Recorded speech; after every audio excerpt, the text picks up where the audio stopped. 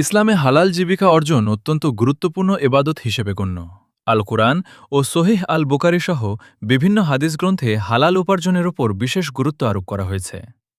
কুরআনের নির্দেশনা আল্লাহ তাআলা বলেন, হে মানুষ, পৃথিবীতে যা হালাল ও পবিত্র আছে তা থেকে আহার করো। সূরা আল বাকারা ১৬৮। আরও বলা হয়েছে, মানুষের জন্য তাই আছে যার জন্য সে চেষ্টা করে। সূরা আন নাজম ৩৯। এই আয়াতগুলো প্রমাণ করে যে বৈধ ও সৎ উপায়ে উপার্জন করা প্রত্যেক মুসলমানের দায়িত্ব। হাদিসের শিক্ষা। প্রফেট মুহাম্মদ বলেছেন, হালাল উপার্জন করা ফরজ এবাদতের পর আরেকটি ফরজ। বাইহাকি। আরেক হাদিসে এসেছে, যে ব্যক্তি হারাম খাদ্য দ্বারা লালিত পালিত হয় তার দোয়া কবুল হয় না। সহিহ মুসলিম।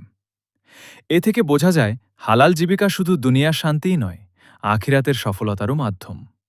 হালাল জীবিকা মানুষের চরিত্রকে পবিত্র করে, সমাজে যে শান্তি প্রতিষ্ঠা করে এবং আল্লাহর সন্তুষ্টি অর্জনের পথ খুলে দেয়। তাই প্রতিটি মুসলমানের উচিত প্রতারণা, সুদ, ঘুষ ও হারাম উপার্জন থেকে বেঁচে থেকে সৎ ও বৈধ পথে জীবিকা অর্জন করা।